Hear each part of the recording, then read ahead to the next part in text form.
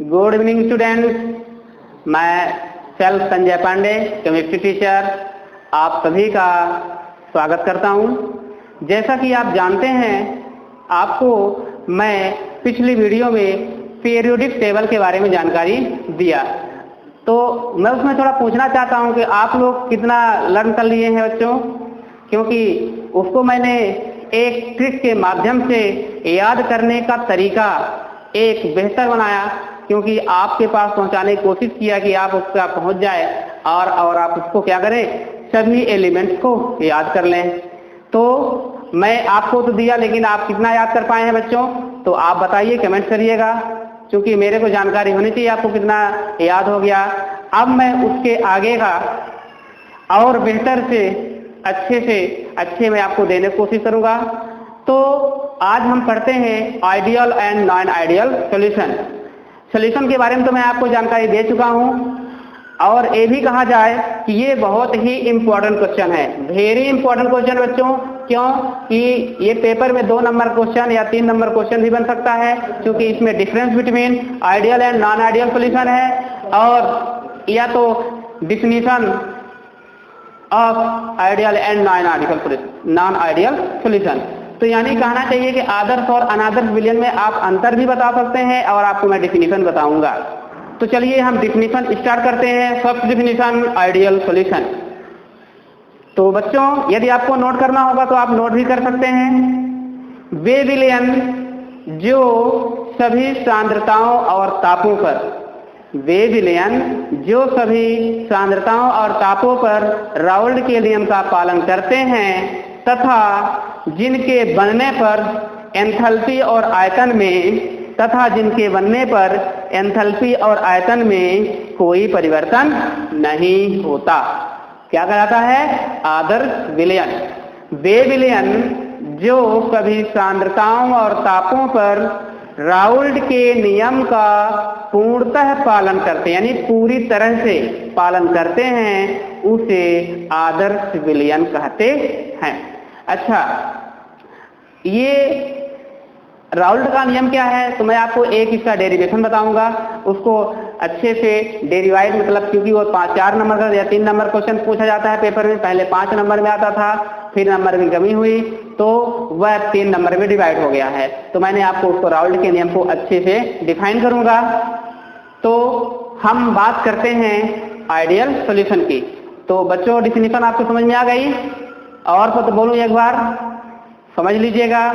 वे विलयन जो सभी सांद्रताओं और तापों पर राउल्ट के नियम का पूर्णतः, मतलब पूरी तरह से पालन करते हैं, उसे आदर्श विलयन या आइडियल सॉल्यूशन कहते हैं। अच्छा, मैं एक आपको और पॉइंट बोलने वाला हूं। मान लीजिए अपनी बघेली बात में, अपनी जानकारी के लिए, यदि हम नियम का पालन करेंगे तो आदर्श विलयन कहलाएंगे, और यदि हम नियम का पालन नहीं करेंगे तो आदर्श विलयन अनादर्श विलयन कहलाएंगे। बच्चों, याद हो गया? 2 पॉइंट आप याद रखिए। यदि नियम का पालन किया जाएगा आइडियल सॉल्यूशन, यदि नियम का पालन यानी रूल का पालन किया जाए, किस रूल का? राउल्ट आदर्श नियम, यानी राउल्ट के नियम का, तो उसको अगर नहीं करेंगे तो अनादर्श। ठीक है बच्चों, तो डेफिनेशन समझ में आ गई। अब हम चलते हैं इसके एग्जाम्पल में। तो एग्जाम्पल क्या होगा बच्चों? एग्जाम्पल क्या होगा? एग्जाम्पल में देखिए क्या क्या है। समान प्रकार के, मतलब समान प्रकार के, जैसे अगर हम क्लोरोबेंजीन लेंगे तो ब्रोमोबेंजीन आपको है, यानी क्लोरोबेंजीन से संबंधित होना चाहिए। अगर एथिल क्लोराइड ले रहे हैं तो एथिल ब्रोमाइड हो जाए, यानी दोनों एक दूसरे के क्या होंगे? समान प्रकार के एग्जाम्पल होना चाहिए। तो देखिए एग्जाम्पल में क्या आएगा। पहला एग्जाम्पल आप लिख लीजिए, एथिल ब्रोमाइड और एथिल आयोडाइड। क्या होगा? एथिल ब्रोमाइड और एथिल आयोडाइड, एथिल ब्रोमाइड और एथिल आयोडाइड, ये एक एग्जाम्पल हो गया। अगर आपको फार्मूला ना पता हो तो मैं फार्मूला भी लिख देता हूं। एथिल का सूत्र हो जाएगा C2H5Br प्लस C2H5I। ये देखो दोनों सेम प्रकार के हैं, सेम टाइप के हैं। क्यों कहा जाए सेम टाइप? क्योंकि एथिल यहाँ भी है तो एथिल यहाँ भी है, Br यहाँ है तो हाइड्रोजन ग्रुप के Br जुड़े हुए हैं। हाइड्रोजन ग्रुप में फ्लोरीन, क्लोरीन, ब्रोमीन, आयोडीन आता है। तो समझ में आ गया पहला बच्चों एग्जाम्पल। दूसरा एग्जाम्पल देखिए, बेंजीन प्लस टॉलुइन। दूसरा क्या होगा? Benzene plus toluene. तो बेंजीन प्लस टॉलुइन में क्या हो जाएगा? देखिए बेंजीन का फार्मूला क्या होगा? C6H6 plus C6H5CH3। अगर टॉलिन का स्ट्रक्चर आपको बनाना है तो ये देखिए टॉलिन का मैंने स्ट्रक्चर भी बना दिया। ये देखिए टॉलिन है। आइए बेंजीन की बात करूंगा तो क्या हो जाएगा? ये बेंजीन का स्ट्रक्चर बनने वाला है। ये आपका बेंजीन भी बन गया। बच्चों थोड़ा सा नोट करना है आपको, क्योंकि जब तक इनका नाम नहीं याद कर पाएंगे, आप इनके फार्मूला को याद नहीं करेंगे तो आपसे ऑर्गेनिक केमिस्ट्री थोड़ा समझने में प्रॉब्लम होगी। तो मैं बार बार बोल रहा हूँ, क्यों मैं लिख रहा हूँ? देखने के लिए नहीं लिख रहा हूँ। इनका मैं एग्जाम्पल लिख दिया हूँ, लेकिन इसके साथ साथ मैं आपको थोड़ा सा फार्मूला बताने की कोशिश कर रहा हूँ ताकि आप इसको याद कर लें। तो जैसे ही ऑर्गेनिक केमिस्ट्री स्टार्ट होगी तो आपको प्रॉब्लम नहीं जाएगी। Thank you friends. आ रहा है समझने की नहीं आ रहा है? कोई भी आप कमेंट कर सकते हैं। यदि आप पढ़ने के लिए एग्री रहेंगे, हम आपको और अच्छा से क्या देंगे? अच्छा से अच्छा, बेहतर से बेहतर टॉपिक देंगे आपके सामने और लॉजिक के माध्यम से पढ़ाएंगे तो आपको पढ़ना भी क्या होगा? और आसान बन जाएगा, जैसा कि मैंने पीरियड टेबल में दिया। ठीक है बच्चों, आ रहा है समझने की नहीं? चलिए तो निश्चित फर्स्ट, सेकंड, थर्ड एग्जाम्पल देते हैं हम। कौन सा एग्जाम्पल हो जाए? Chlorobenzene plus bromobenzene. क्या नाम है इसका? Chlorobenzene plus bromobenzene. Chlorobenzene plus bromobenzene, इसका फार्मूला मैं आपको बता दूं तो लिख लीजिए।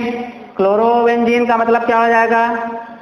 बेंजीन के ऊपर अगर एक Cl जुड़ जाता है तो उसको हम बोलते हैं क्लोरोबेंजीन, और बेंजीन के ऊपर अगर Br जुड़ जाएगा तो नाम हो जाएगा ब्रोमोबेंजीन। आप यह समझने की कोशिश करिए कि दोनों समान प्रकार के एग्जाम्पल मिल रहे हैं। यदि समान प्रकार का एग्जाम्पल है तो मतलब आइडियल सॉल्यूशन है, यदि समान प्रकार के एग्जाम्पल नहीं है तो नॉन आइडियल सॉल्यूशन। तो मैं आपको मतलब लॉजिक बता रहा हूँ। क्लोरोबेंजीन का स्ट्रक्चर देख लीजिए। सूत्र कैसे होगा? सूत्र आपका हो जाएगा क्लोरोबेंजीन का, ये आप इसका है, ये इसका है, ये मैं आपको इसका बताने वाला हूं। देखिए क्लोरोबेंजीन का मतलब C6H5Cl। स्ट्रक्चर मैं यही बना देता हूं एक। ये देखिए क्लोरोबेंजीन का मैंने स्ट्रक्चर बना दिया। प्लस ब्रोमोबेंजीन का सूत्र क्या हो जाएगा? C6H5Br, और ब्रोमोबेंजीन का स्ट्रक्चर मैंने यहाँ बना दिया। ब्रोमोबेंजीन का स्ट्रक्चर मैंने यहाँ भी बना दिया। आप इसको भी नोट कर लीजिए बच्चों। ये आपका देखिए Br बन जाए। ये नाम है ब्रोमोबेंजीन। नाम यहाँ लिखा हुआ है, डाउट आपको नहीं होना है, क्योंकि मैं आपको एक साथ दो काम बता रहा हूँ। न्यूमेरिक मतलब एग्जाम्पल के साथ साथ आपको फार्मूला भी बताने की कोशिश कर रहा हूँ। इसके बाद एक और एग्जाम्पल दे देता हूँ आपको, n hexane plus n heptane. चौथा एग्जाम्पल होगा n hexane plus n heptane. ठीक बच्चों, इसका फार्मूला सूत्र देखिए। एन हेक्सेन का सूत्र क्या होगा? C6H। हेक्सेन का मतलब क्या होगा? 6 कार्बन। 6 कार्बन को हाइड्रोजन बताने के लिए मैं आपको ट्रिक, अभी तो मैं ट्रिक नहीं बताया क्योंकि उसको भी याद करने का अच्छा ट्रिक बनाया हूं, आपको नेक्स्ट वीडियो में बताऊंगा। हेक्सेन का सूत्र होगा C6 और H14। 6 कार्बन है तो 6 कार्बन को हाइड्रोजन की संख्या को बताने के लिए आप क्या करिए? कार्बन की संख्या को डबल करके 2 जोड़ दीजिए, तो 6 दूनी 12, 2 14। तो यानी क्या हुआ? हाइड्रोजन की संख्या कितनी आ गई? C6H14 प्लस एन, अब क्या हो? हेप्टेन का है तो C7H7 में 14, 15, 16 आपका हो गया। ये देखिए फार्मूला निकल के आ गया। हालांकि इसके पास मैं आपको एल्केन, एल्कीन, एल्काइन के बारे में अलग से बताऊंगा। CnH2n+2 रहेगा तो एल्केन कहलाएगा। CnH2n रहेगा तो एल्कीन कहलाएगा, और CnH2n-2 रहेगा तो एल्काइन कहलाएगा। तो मैं आपको ऑर्गेनिक केमिस्ट्री को समझाऊंगा अच्छे से ट्रिक के माध्यम से। Methane, ethane, propane, butane, pentane, hexane, heptane, octane, नोनेन, decane, इनको याद करने के लिए आपको एक अच्छी ट्रिक बताऊंगा। उस ट्रिक के माध्यम से आप अच्छे से समझ सकते हैं और याद कर सकते हैं।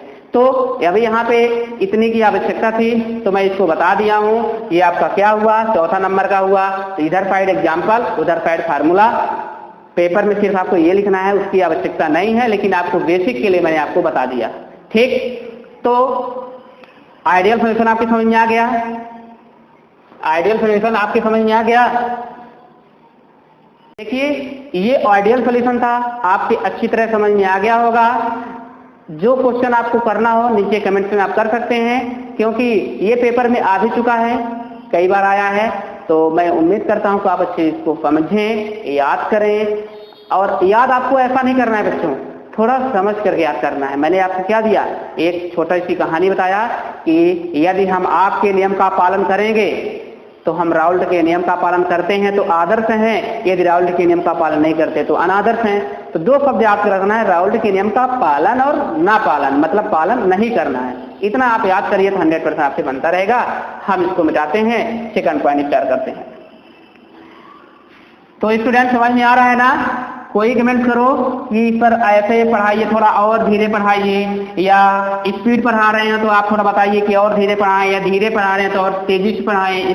तो क्योंकि मुझे सिलेबस को भी देखना है और आपके समझ में भी आना चाहिए। तो कोई जैसा जिसको प्रॉब्लम होगी तो आप उस प्रकार से कमेंट करेंगे। हम अपनी एक्टिविटी में, अपने एक्सप्लेन में कुछ जरूर अंतर करेंगे। यदि आप कमेंट करेंगे तो आप बताइए, क्योंकि आपको पता है मेरी कमी आपको दिखेगी, आपकी कमी मेरे को दिखेगी, लेकिन मेरे को नहीं समझ में आएगा कि मैंने कहाँ पे कमी कर रहा हूँ, कहाँ पे गलती। वो थोड़ा बहुत समझ में आ जाता है बच्चों, लेकिन आप कमेंट करेंगे तो निश्चित रूप से उसमें कुछ सुधार किया जाएगा। ठीक है बच्चों? देखिए, दूसरा पॉइंट होता है non ideal solution. Non ideal solution, तो क्या डिफिनीशन में लिखूं बच्चों?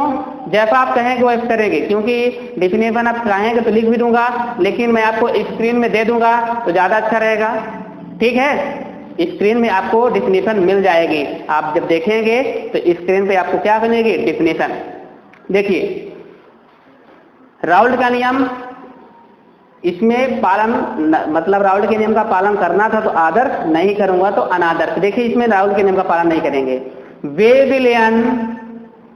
विलयन जो सभी तापों एवं सांद्रताओं पर, या वे विलयन जो सभी सांद्रताओं एवं तापों पर राउल्ट के नियम का पालन नहीं करते हैं तथा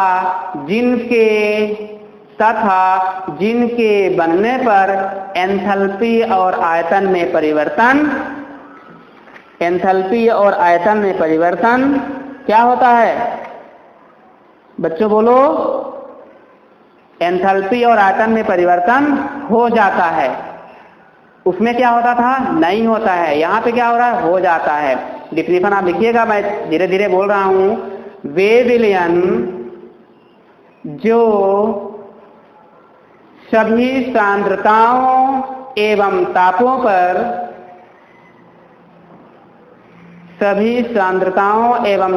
पर राउल्ट के नियम का पालन नहीं करते तथा जिनके बनने पर एंथैल्पी और आयतन में परिवर्तन हो जाता है, अनादर्श विलयन कहलाता है, नॉन आइडियल सॉल्यूशन कहलाता है। ठीक है, एग्जाम्पल देखते हैं। एग्जाम्पल में आपको यह देखना होगा कि इन दोनों का थोड़ा अपोजिट, यानी क्या रहेगा, उल्टा रहेगा। तो हम क्या कहेंगे, उसको अनादर्श विलयन कहेंगे। अनादर्श विलयन में एग्जाम्पल लेते हैं, एथिल अल्कोहल प्लस जल। अब एथिल अल्कोहल एग्जाम्पल क्या हो जाएगा, एथिल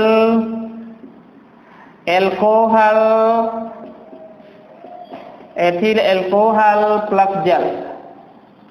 देखिए बच्चों, क्या दोनों एक जैसे है? नहीं है। अगर हो तो बताइए, क्योंकि यहाँ पे एथिल अल्कोहल है तो यहाँ भी तो होना चाहिए प्रोपिल अल्कोहल होना चाहिए ना, लेकिन नहीं है। यहाँ पे क्या आ गया? जल। इसका मतलब क्या हुआ? सेम नहीं है, और सेम नहीं है तो अनादर सिविलियन कहलाएगा। आप यहाँ पे पहचान भी सकते हैं। और इसका फार्मूला मैं लिखना चाहता हूं तो लिख लीजिए आप। एथिल अल्कोहल का सूत्र क्या हो जाएगा? C2H5। अच्छा बच्चों एक बात और ध्यान रखना, C2H5OH प्लस H2O पानी, ये आपका एथिल अल्कोहल जानते हैं किसका सूत्र है? अल्कोहल का सूत्र है। शराब, बियर, विस्की जो है दारू, इसी का फार्मूला है C2H5OH, यानी उसी को वो क्या बोलते हैं केमिस्ट्री की भाषा में? Ethyl alcohol. तो बच्चों ये पहला एग्जाम्पल था। दूसरा एग्जाम्पल देखिए, दूसरा एग्जाम्पल देखिए, benzene plus chloroform. Benzene plus chloroform. Chloroform का सूत्र बताएंगे कोई? 12th में है बच्चे, बहुत पूरा सूत्र आपको बताना चाहिए, फिर भी अगर नहीं बताते तो मैं ये लिख देता हूँ। बेंजीन का सूत्र C6PH6 प्लस क्लोरोबेंजीन का, क्लोरोफॉर्म है, क्लोरोबेंजीन क्लोरोफॉर्म है, क्लोरोफॉर्म का सूत्र क्या होगा? CHCl3। ये देखिए क्लोरोफॉर्म का भी सूत्र मैंने लिख दिया। ये क्लोरोफॉर्म वही है, इसकी स्मेल क्या कर देती है? सीधे बेहोश को उत्पन्न कर, मतलब बेहोशी आ जाती है। आप मार्केट में उपलब्ध है लेकिन आपको जाना नहीं है, फिर भी आप जानते रहिए कि ये CHCl3 क्या है? एक नशीली दवा है। इसको सूंघने पर या इसको सुंघाने पर क्या होता है? बेहोशी आ जाती है। तो ये आपका रहा क्लोरोफॉर्म, ये रहा आपका बेंजीन। तो ये देखिए दोनों क्या एक जैसे हैं? अगर क्लोरोफॉर्म यहाँ पे है तो यहाँ पे आइडोफॉर्म होना चाहिए, यदि यहाँ पे बेंजीन है तो यहाँ पे क्लोरोबेंजीन होना चाहिए, तो समान हो जाता। तो एक पहचानने का तरीका भी है। यदि आप AIEEE, PET, PMT में अगर इस तरह का क्वेश्चन पूछा जाता है आइडियल और नॉन आइडियल को पहचानने के लिए, तो आप इस तरह से थोड़ा आप देख सकते हैं। यदि समान प्रकार के कंपाउंड्स होते हैं तो वह आदर्श विलयन होता है, यदि समान प्रकार का कंपाउंड्स नहीं होता है तो अनादर्श विलयन होता है। तो ये किस प्रकार के एग्जाम्पल है? अनादर्श विलयन के एग्जाम्पल हैं। इसके साथ साथ कुछ आपको मैं इनके विशेषताएं बता दूं। तो विशेषताओं में क्या हो जाता है बच्चों, थोड़ा नोट करना है तो आप नोट कर सकते हैं। विशेषताएं और गुण के बारे में पूछा जाता है कभी कभी कि इनकी क्या विशेषता होता है। तो विशेषता के बारे में मैं आपको नोट करा देता हूं। किसकी विशेषता है? आपको आदर्श विलयन की विशेषताएं हैं। किसकी? पहले आदर्श विलयन के गुण। आदर्श विलयन की शर्तें, कभी कभी शर्तों के नाम से पूछा जाता है। शर्तें, गुण, विशेषताएं जिस नाम से पूछे आप उसको बता सकते हैं। तो क्या है पहला नंबर? उसे राउल्ट के नियम का पालन करना चाहिए। पहला पॉइंट क्या होगा? उसे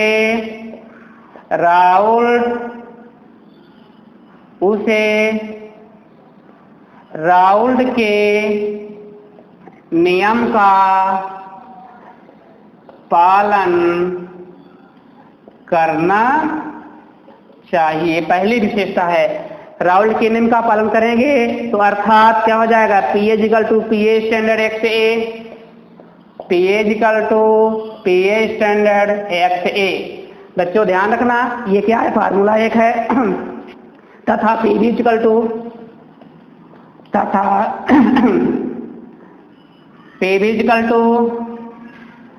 pH = pH standard, pH standard XB। तो देखिए फार्मूला निकल के आ गया। pH = pH standard XA, pB = pB standard XB। pH की स्थान पर क्या हो जाएगा? PB हो जाएगा। ये क्या है मैं आपको बताऊंगा। शायद XA के बारे में आप परिचित हैं। XA दैट मीन्स विलायक का मोल प्रभाज, XB दैट मीन्स विलेय का मोल प्रभाज। pH = होता है विलयन का वाष्प दाब। अब pH स्टैंडर्ड को, इसको स्टैंडर्ड बोलते हैं बच्चों। क्या बोलते हैं? इस जो जीरो लगा हुआ है एंगस्ट्रॉम नहीं है, स्टैंडर्ड। तो pH स्टैंडर्ड दैट मीन्स शुद्ध विलायक का वाष्प दाब है। ये विलायक का वाष्प दाब है, ये शुद्ध विलायक का वाष्प दाब है। ठीक, तो ये क्या हुआ? अर्थात आप लिख सकते हैं, अर्थात क्या लिखा हुआ है, उसे राउल्ट के नियम का पालन करना चाहिए, अर्थात P equal to PA standard XA और PB equal to PB standard XB। दूसरी विशेषता है कि delta H mixing equal to 0। दूसरा नंबर क्या होगा, डेल्टा H मिक्सिंग MI,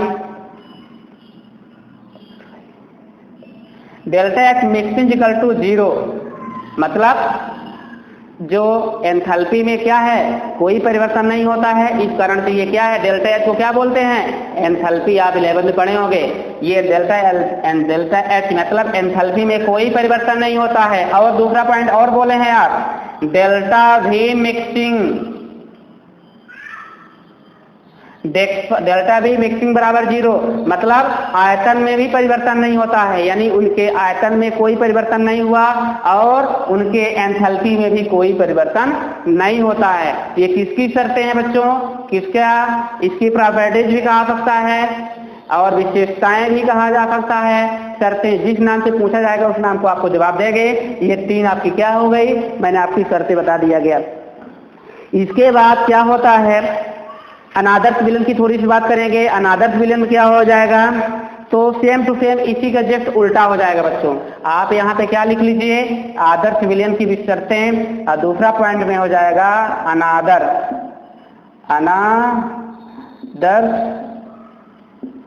विलयन की शर्तें या विशेषताएं।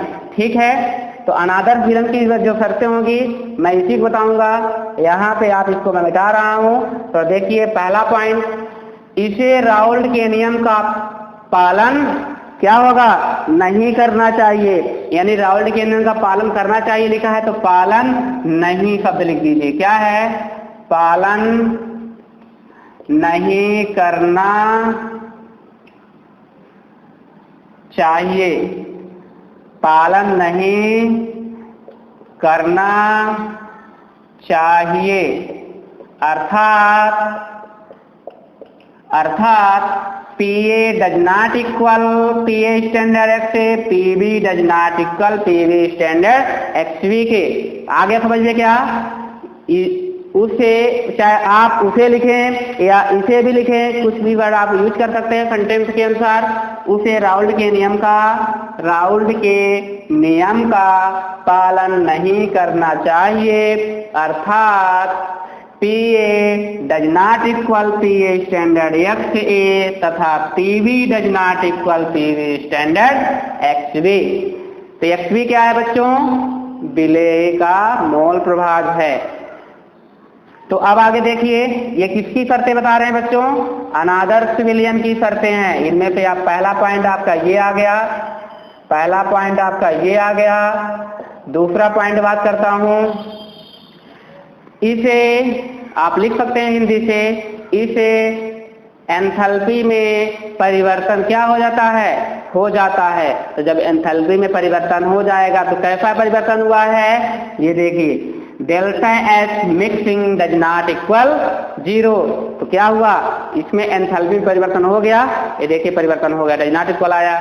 तीसरी विशेषताएं मैं आपको बोल रहा हूं, इसके आयतन में भी परिवर्तन क्या होता है, हो जाता है। इसके आयतन में परिवर्तन क्या आया, delta V mixing does not equal 0। तो ये क्या रहा है आपका आदर्श और अनादर्श विलयन की विशेषताएं हो गई। 3 मैंने आपकी विशेषता बताया, डेफिनेशन बताया, एग्जाम्पल बताया।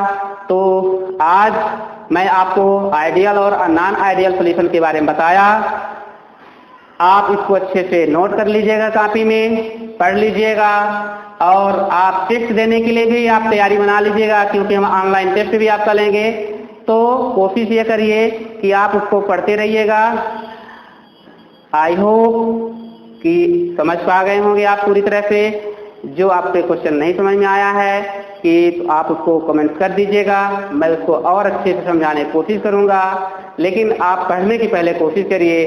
तो आज के लिए इतना ही। आप इस वीडियो को देखें, समझें और अपने मित्रों को भी शेयर करें। Thank you students.